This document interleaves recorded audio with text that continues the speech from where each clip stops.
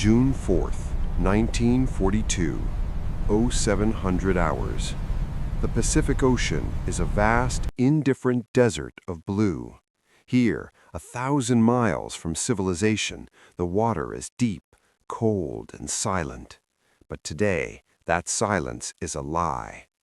Cutting through the swells with terrifying grace is the Hiryū, the flying dragon.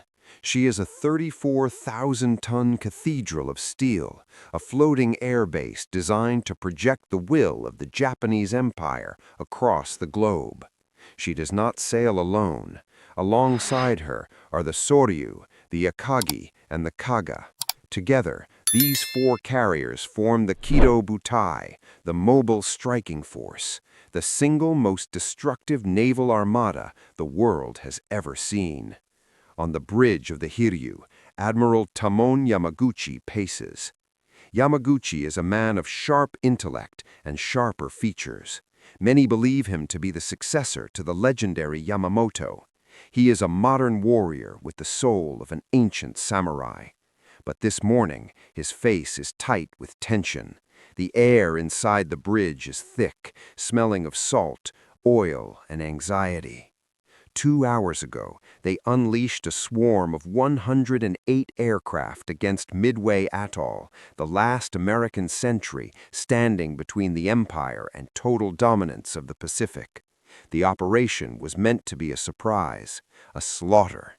But as Yamaguchi looks out over the flight deck, bathed in the soft golden light of the morning sun, he feels a shadow cross his heart. The ocean is too quiet. The horizon is too empty. The Americans are out there, somewhere, and they are not sleeping. The peace is shattered in an instant. Captain Tomio Kaku, the master of the Hiryū, rushes to Yamaguchi. A message from the flagship, from Admiral Nagumo. Enemy aircraft detected. They aren't coming from the sea. They are coming from the island. The Americans at Midway are still alive, and they are fighting back. The sky, once empty, is suddenly speckled with black dots. American bombers. They descend like vultures. On the deck of the Hiryū, the anti-aircraft crews spin their guns. Tracers streak into the sky, creating a lattice of death. But the true defense lies in the air. The Zeros. The Mitsubishi A6M, the deadliest fighter plane in the sky. They swarm off the decks, climbing with impossible speed. The American pilots, flying older, slower machines, don't stand a chance. The Zeros slash through their formations with surgical brutality. One by one, the American planes are swatted from the sky, crashing into the ocean in pillars of white spray and black smoke. Yamaguchi watches through his binoculars. Not a single ship in the Kidō Butai is hit. The gods of war are smiling upon the empire. But then the news arrives, the news that changes everything.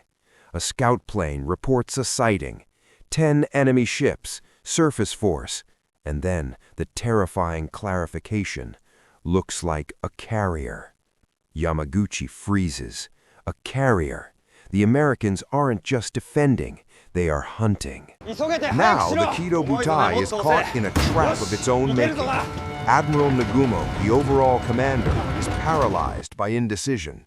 His flight decks are full of planes returning from the first strike on Midway, planes running on fumes, desperate to land. But his hangars below are a scene of madness. The crews are midway through switching weapons. They're stripping torpedoes, weapons designed to kill ships, and replacing them with land attack bombs. Now, with an enemy fleet spotted, they have to switch ack. Imagine the scene in the hangars. Sweat-drenched mechanics running across oil-slicked decks. Heavy bombs and torpedoes, live ordnance, are unstacked and left rolling on the floor. Fuel lines are everywhere. The Kidō Butai has become a floating powder keg. A single spark could turn these ships into ovens.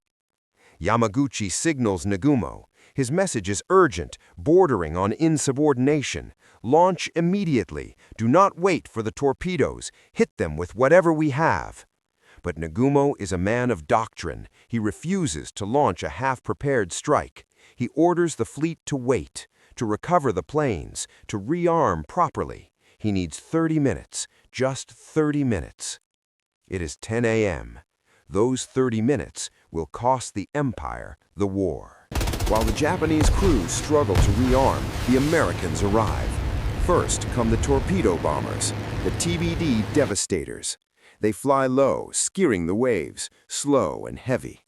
They have no fighter escort. They are naked. The Japanese Zeros descend on them like wolves on a flock of sheep. It is a massacre. The American planes disintegrate. Wings are sheared off. Fuselages erupt in flames. Pilots burn alive inside their cockpits before cartwheeling into the sea. Yamaguchi watches from the bridge. He sees the desperate bravery of the Americans. They keep coming, flying straight into the wall of Japanese steel. Torpedoes drop into the water. The Hiryū swings violently to starboard. She is massive, but under Captain Kaku's hand, she dances. The torpedoes miss. A cheer goes up from the crew. Banzai! Banzai! They have done it! They have repelled the attack. The sky is clearing. The Zero fighters, low on ammo and fuel, drop down to sea level to hunt the last stragglers. The high altitude above the fleet is left completely empty. The Japanese look to the horizon, scanning for more torpedo planes. They are looking down. They should have been looking up. 10:22 a.m. Yamaguchi glances at the sky. His breath catches in his throat. High above, unnoticed by the radar, unnoticed by the Zeros, they are there. Black specks against the blue, dozens of them.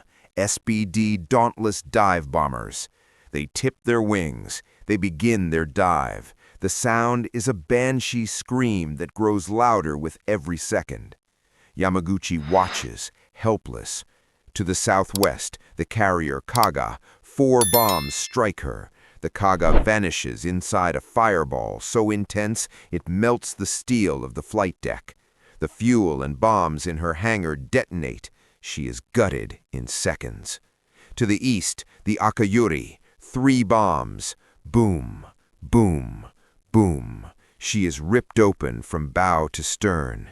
And then the flagship, the Akagi. A single bomb, just one. It smashes through the flight deck and explodes deep in the hangar amidst the piled-up torpedoes and fueling planes. The Akagi becomes a drifting volcano. In 5 minutes, just 300 seconds, the heart of the Imperial Navy is incinerated. Thousands of men are vaporized. The most powerful fleet in history is reduced to burning scrap. Only one ship remains untouched, the Hiryū. Admiral Yamaguchi stands amidst the smoke drifting over the ocean. He is now the commander of a ghost fleet. He looks at the burning pyres of his sister ships. He does not panic. He does not despair. A cold, terrifying resolve settles over him. The code of Bushido demands not just victory, but honor in the face of death. He turns to his staff. His voice is calm, almost gentle. We are the only ones left. We will carry out the attack. He scrapes together every plane he has left. 18 dive bombers, 6 fighters. He looks into the eyes of Lieutenant Michio Kobayashi, the leader of the flight. They both know the truth. The American fleet is waiting. The American fighters are waiting. This is not a mission, it is a sacrifice. The planes launch. They disappear into the smoke-filled sky, heading toward the location where the American carriers are hiding. Lieutenant Kobayashi finds the American fleet. He sees the USS Yorktown. The American Wildcats pounce on them. The Japanese formation is shredded. Planes fall like burning leaves, but the survivors are veterans. They dive through the curtain of anti-aircraft fire. 3 bombs hit the Yorktown. The American carrier shudders, smoke pouring from her funnel. Kobayashi does not return. He dies, leading his men through the fire. Back on the Hiryū, Yamaguchi gets the report. The Yorktown is damaged but not sunk. He has one card left to play, his torpedo bombers. Leading them is Lieutenant Joichi Tomonaga. Tomonaga's plane was damaged in the morning raid. His left fuel tank is punctured. He knows he does not have enough fuel to return to the carrier. He climbs into his cockpit. He looks at the ground crew and offers a faint smile. He knows he is already a ghost. Tomonaga leads his squadron to the Yorktown. The Americans have patched her up. She looks intact. Tomonaga thinks it is a second carrier. He attacks. An American fighter gets on his tail. Bullets rip through Tomonaga's wing. It catches fire, but he does not pull up. He does not bail out. Like a flaming arrow, he holds his course steady, drawing the enemy fire away from his wingmen. He drops his torpedo. Seconds later, his plane cartwheels into the ocean and explodes. But his torpedo finds its mark. 2 explosions rock the Yorktown. The giant ship lists. She is dead in the water. Yamaguchi believes he has evened the score. He prepares a third strike for twilight. He believes he can still win. But at 3:50 p.m., the illusion is shattered. A scout plane radios in. Enemy carrier sighted, fresh, undamaged. Yamaguchi closes his eyes. The Americans have more ships. He has thrown everything he has at them, and they are still coming. At 5 p.m., the shadow of death falls over the Hiryū. 24 American dive bombers appear overhead. They are the dauntless again, the executioners. The Hiryū twists, she turns, she fights like a trapped animal, but there are too many of them. 4 bombs strike the forward deck. The impact is catastrophic. The entire forward elevator is blown back into the bridge. The flight deck curls up like burning paper. Fires rage out of control, fed by the aviation fuel of the planes that were preparing for the twilight strike. Yamaguchi looks around his bridge. It is a ruin. The Hiryū, the flying dragon, can fly no more. She is a burning coffin, drifting in the twilight. Night falls. The ocean is pitch black, illuminated only by the glow of the burning Japanese carriers. It is a funeral pyre for the Empire's ambition.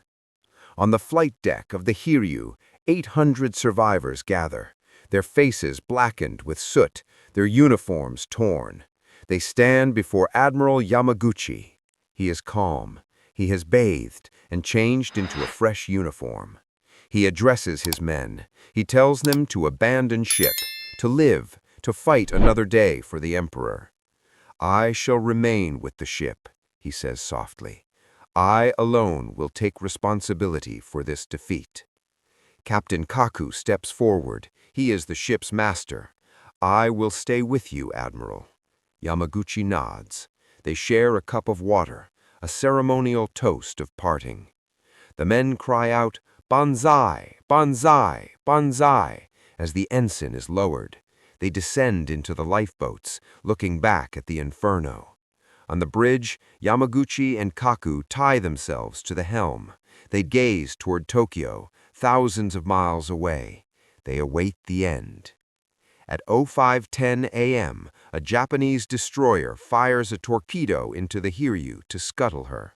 The great ship groans. She rolls over, and slowly, agonizingly, she slips beneath the waves.